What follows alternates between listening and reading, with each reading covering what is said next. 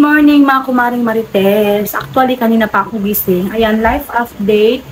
Day off ko po. Every Martes, a precious day, day off ko po. So, nakikita nyo medyo paus po ako kasi lately, nag-start ako ng trabaho. Diba? Alam nyo pong may asthma ako. So, ang asthma is bawal mapagod, bawal ma-siguro.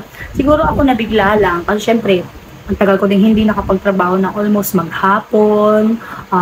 Alam nyo na, kasi kung dito lang ako sa bahay, inaasma ako pag talagang sobrang pagod ako. Pero ngayon kasi, syempre nag-work na ako ng 8 hours, almost 10 hours din. Kasi nga, sabi ko diba, 8 hours yung duty namin. And then may 2 hours break kami doon sa department namin. So, ayun. Siguro pagod na din kasi mayroon akong 3 days na overtime dahil nga mayroong dalawa kong katrabaho na ikinasal sa kasalang bayan. So, ayun, nakapag-overtime ako, sumabak agad ako sa ganong part. Pero okay lang, okay naman, happy ako. Okay ang ka-work, okay ang trabaho. Ayun, so nakapag-adjust na rin ako, almost 1 linggo na rin ako eh. Yun, so March na ngayon, bakit ba rin ako nag-start? Hindi ako nakakapag-update sa inyo kasi alam niyo na pagod ang Marites ninyo, hindi ko siya, kasi minsan, ngayon, closing ako. So, ang pasok ko na is 9:30 to 7:30 ang out ko. Last naman na, opening ako nung nakaraan. Ayun. So, 8 AM to 6 PM naman yung out ko. So, yun ang mga, shifting po yung trabaho namin. Opo. Hindi siya yung tuloy-tuloy na dapat 12 hours ka, ganun. Kasi ba, dapat 12 hours, 8 hours lang naman talaga ang trabaho. So, nadagdagan lang siya ng 2 hours break namin.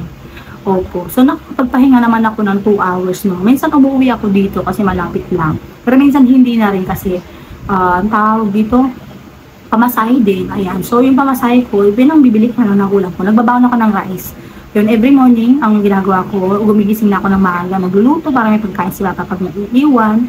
Ayan, naglalaban ng uniform ko kasi wash and wear nga lang ng uniform ko. So, yun po. And then, ngayon, araw, buti na lang nakapaglaba ako kahapon kasi hindi ko alam na meron akong off ngayon. So, kinonfirm ko muna sa supervisor ko kung pwede na bang mag-off. Siyempre, meron rin akong magto 2 weeks na rin. Diba? So, plus, hindi ako nag-off ngayon meron. So, every Martes nga yung off ko. Sabi niya, pwede na. Kasi medyo, ilan din kami doon. Parang 4 ata. So, okay na mag-off na ang isa, ganun. Actually, 5. Ako lang kasi yung sales clerk doon sa section na yun. And then, ayun. So, ngayon ang ginawa ko lang kasi nakapaglaba ko kahapon. Naglinis ako, tapos nagluto ako bago ako umalis kasi nga pupunta ako ng bayan para mamili ng babaunin every papasok ako. Siyempre, next week na naman yung off ko, diba? So, mahaba-haba itong chika, So, huwag nyo nang pansinin yung boses ko. So, ayan, diba? Medyo naibag ako ngayon, baka sabihin nyo, bak na haggard ka na talagang life lang, katrabaho ka, mapapagod ka. So, yun ang natin. And then, may dala akong eco bag kasi lagi ako may dala kasi na dito, di pwedeng paper bag na palagi ang gamit. So, dala ko na eco bag. And then, magkikita rin kami ng biyanan ko ngayon kasi may ibibigay din ako. Then, after, nag-uwin din ako kasi magpapahinga ako ng bonggang-bongga. Dahil bukas, sasaba ka naman tayo. So, update ko po kayo ulit. So, ayan, hindi ko na kayo na-update kanina. Umuwait na si mama dahil may hatid lang din sa akin. Tapos, ayan, titingin din ako ng mga gulay-gulay din. Magdadagdag ako ng pwedeng maulam. Tapos, punta ako sa isdaan. Nag-iisip ako kung tilapia or bango. So, kumuha lang din ako ng tilapia. Kasi bibili akong karne ng baboy sa manok. Nakauwi na ako. Hindi ko na kayo na-update kanina kasi busy. Tapos, kausap ko si mama. So, yun. Kumain lang naman kami. Tapos, umuwi. May binigay siya sa akin gulay. Ayan. So, alam nyo ba kanina is nag-iisip ako gulay ang bibilhin ko. Pero, hindi ako nakabili na kasi dinalhan pala ako ni mama. Ayan. So, may mga gulay. Alam. So, hindi ko na kayo na-update talaga. Pasensya na sa mga lakad ko. Bumili na rin ako ng tawag dito, slacks. Kasi, hindi pwede nga yung pants lang na diba? So, papakita ko na lang sa inyo yung pinamili ko. Ayan, so sinet up ko lang yung camera kasi nalaglag kanina. Ala, I need some water. Bumili ako ng calamansi juice na natimpla na siya. Imbis na ako na yung magtitimpla.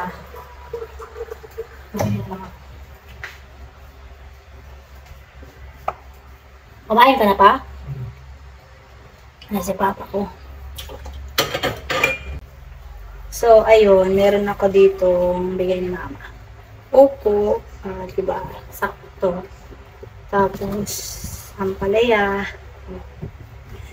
Sama namin ampalaya. Kasi yun nga, sabi ko nga sa inyo, yung asawa ni ate. Nagtatanim siya. So, ayan, yun akong gulay, free gulay. Basta pag nakikita kami nagbubod kasi mama, may gulay ako. Tapos, ito kalabasa. Tapos, sitaw. Ayan, sitaw. Sitaw. Kaya naman akong ulam. Hindi ko lang. Tapos, bumili lang akong pang sahog. Sahog lang. Ayan. Ito, manok. Kunti lang. Budget lang. Tapos, ito. Karne. Tatawag ko sa gulay-gulay. Tapos, sabi ko sa inyo, bumili ako ng, ayun, calamansi juice drink. Ayan. So, tatry ko siya. Di wala naman ako naubo kasi nakatulong yung sinabi sa akin ni ate ko, Jessica, na gamot.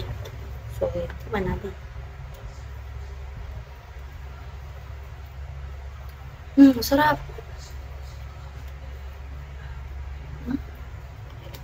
Ay, sarap. Ay, wala na akong bukas. Bumili ako ng napkin ko kasi piling ko magkakaroon na ako. So, ito pa yung ginagamit ko. Pakita ko na rin. Napkin. Sergio yung Nessa. Si ano lang to, comfortable siyang gamitin. Tapos, manipis lang. Tapos, ayoko nang may wings. Itakpak. So, ito. Maganda to, manipis lang. Parang feeling mo kahit meron ka, hindi mo makifeel na meron ka. Ayun, sa gustong mag-abil nito. Ayan, sa Watson ko lang din ito nabili. Ito talaga, ayoko ng ibang brand ng napkin. Kasi simula nang na-try ko to, pinubukan ko lang siya. Tapos, ang ganda niya. Tapos, basta, para sa akin. Bumili akong dalawa. Bumili rin ako ng panty liner. Kasi diba, alam niyo, habol days. Bumili ako. Tapos, bumili ako ng ponytail. Kasi sa work ko, lagi ako naka-ponytail. Tapos, hairnet. Ayan. So, sira na hairnet na ginagamit ko. Doon sa store, naka-face mask ako, hairnet. Yan kasi nga, ang hawak ko is hairnet. Yan. Napkin. Pwede ko. Ponytail. Wala akong tinakaw nito. Wala akong na-strip tail kasi nga, masakit yung lalamunan ko pato. Pag wala ko nito, snowbear naman yung binibili ko.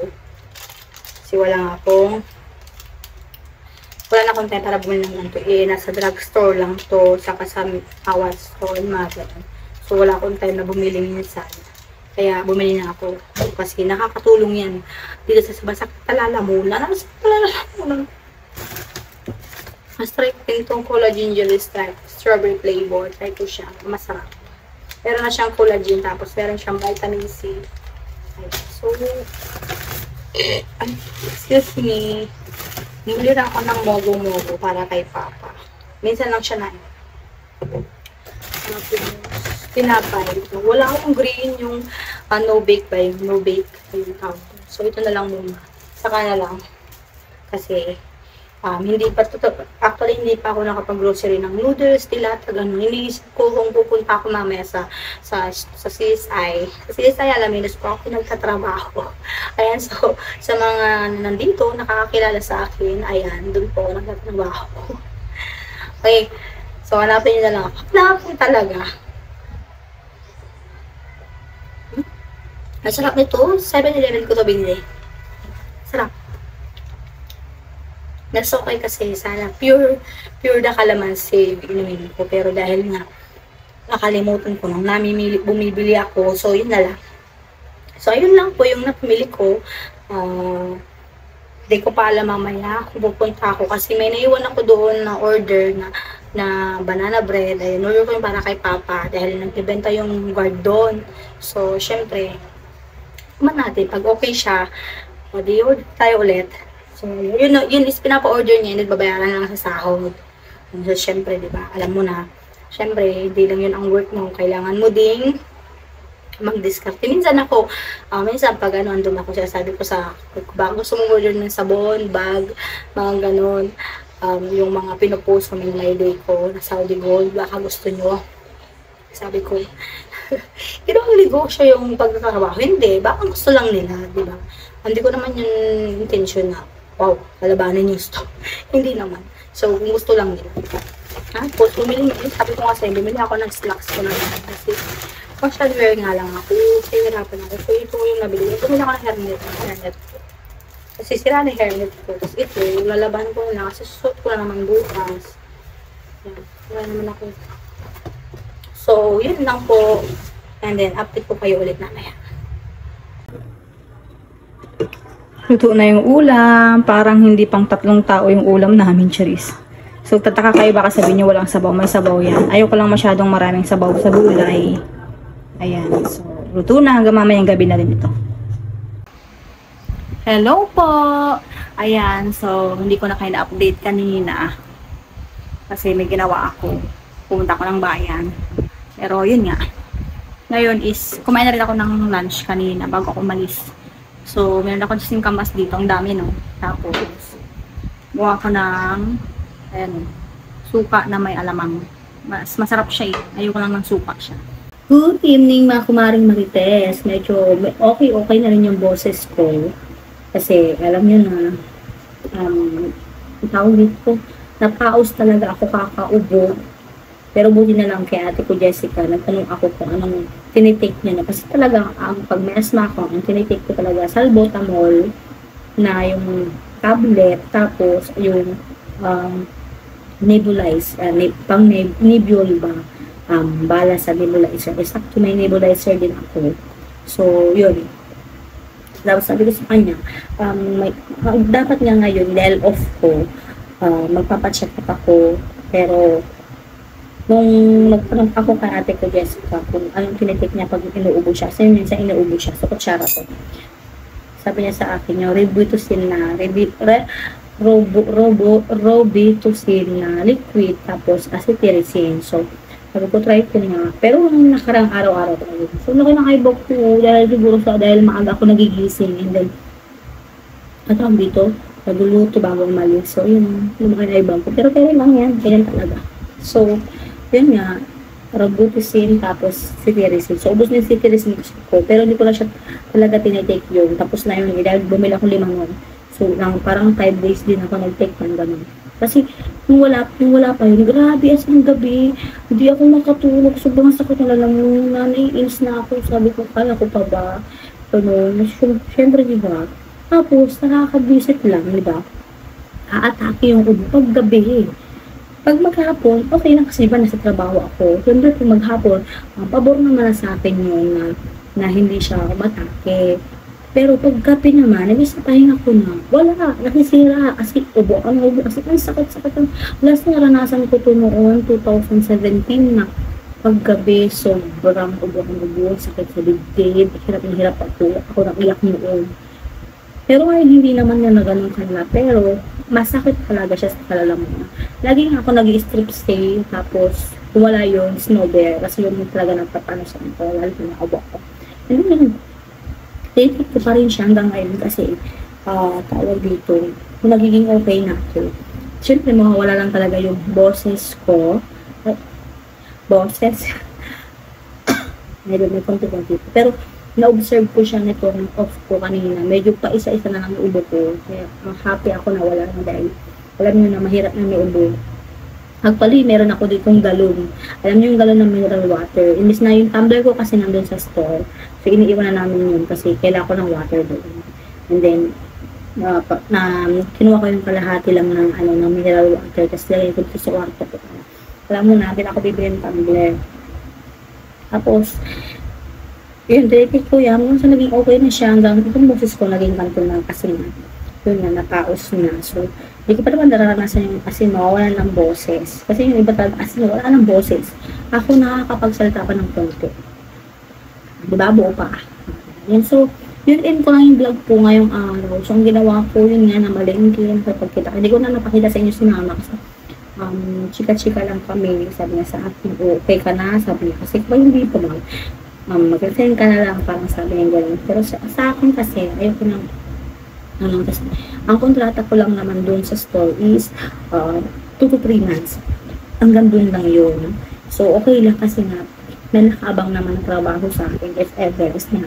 Kung sakali nga hindi ito nag-text or hindi na ako next, doon talaga ako kay ate ko. Wala pa naman yung kay ate ko. So, habang nag-aantay ako, diba? Yung trabaho ako. So, okay, mag-alala kung bakit. Natanongin nyo paano sa papa, paano yun nga, dito naiiwan siya. Umuwi po ako every lunch. Kasi 2 hours break ako. Tapos si Bunso, yung schedule naman niya, maaga siyang nauwi kaysa sa akin. So, okay lang po yun. Kaya, okay siya. Tapos, tatanong ko naman si papa ko, every umuwi ako, okay ka ba? Kumain ka na ba? Laging yun ang tanong ko kay papa. Tapos sabi niya, oo, di ba? Kung hindi na rin. Then time waste, hindi na rin tayo ipipilit yung mga bagay na hindi naman dapat, diba? Tapos, yun, hanggang ngayon, ganun pa rin. Tapos, naipasok na ako, tapos na yung masasayang araw. Ginawa ko din ng pagkarating ko. Natulog ako maghapon. Tapos, sabi ko lang, miss ko, huli ka. Pero alam mo, habang nag-ano ko, ang tagal ng oras pag nandito ka sa bahay. Pero doon sa store, pag natrabaho ko, syempre, galaw-galaw. Hindi mo na napapansin yung oras. Mamaya-maya out mo na, mamaya-maya kakain ka na. Hindi mo talaga napapansin. So, yun lang. Share ko lang. Ito yung life update ko ngayon. Sana, kahit minsan madalas na lang ako walang vlog. Kasi talaga, hindi ko rin maharap. Hindi naman din ako makapag-vlog doon. Kasi hindi naman pwede ang cellphone. Nag-online lang ako pag before ako pumasok. After noon, duty na naman. Kakain, duty, pag-uwi. Magsak ko na. So, yun yung ginagawa ko. Kaya yun, sana patuloy nyo pa rin ako supportahan. Kaya ano nangyari. Huwag nyo kalimutan i-like, share, and subscribe. At i-hit nyo yung notification bell para ma-notify kayo sa tulad ko. Nag-upload na ako. Maraming salamat po. God bless po sa ating lahat.